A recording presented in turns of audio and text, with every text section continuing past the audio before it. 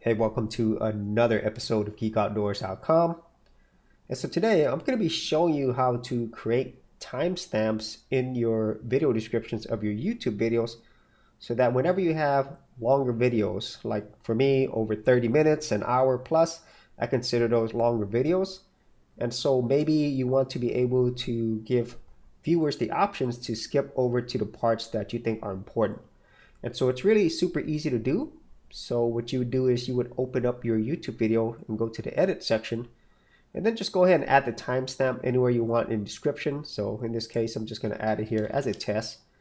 So I'll just say timestamp right here. You can name it whatever you want. So all you do is you put the time that you want to put the timestamp. Let's just say in this case 5 minutes. And you could title it whatever you want. So I'm going to say part 1 here. And then let's just say 15 minutes for this one, part 2. And then the last one is, let's just say 25 minutes. And we'll say part 3, okay? So what you do next is you'll go ahead and save this. And now you could actually check out the video to see if it works. So we'll open up the video. And I'll go ahead and pause this real quick. For fast website hosting and top-notch customer service and features, check out Siteground, the preferred service used at geekoutdoors.com. For more information, check out the affiliate link in the description area below. So now let's go ahead and go into the description. You can see right there it's highlighted. So if I clicked on it, there it goes to 5 minutes. Clicked on this one, it goes to 15 minutes. And then this one, it goes to 25 minutes. So you could see how that's really awesome, especially for longer videos where maybe you just want to give people the option to quickly get to where you want them to go, or maybe for themselves, maybe they don't have time to watch the whole video. And so I think this is valuable. For me, myself, I think it really depends on you as a content creator, because obviously in order to do these timestamps, it does take time.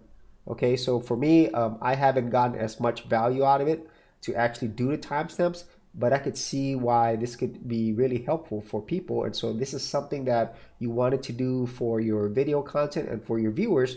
That's how you would do it. Super easy to do, and it doesn't take long at all to put that into your description, but it will take a little bit of time for you to figure out which timestamps you want to use and where they are in your videos.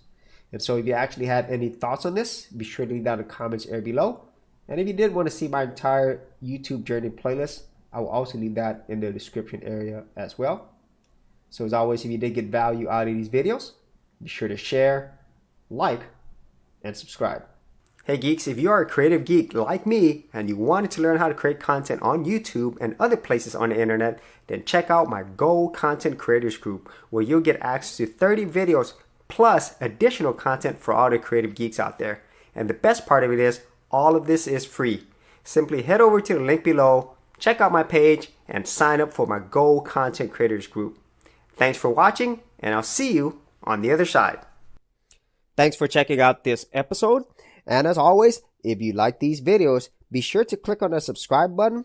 And for full written content, audio content, and additional geek stuff, head over to geekoutdoors.com, and I'll see you outdoors on the very next episode.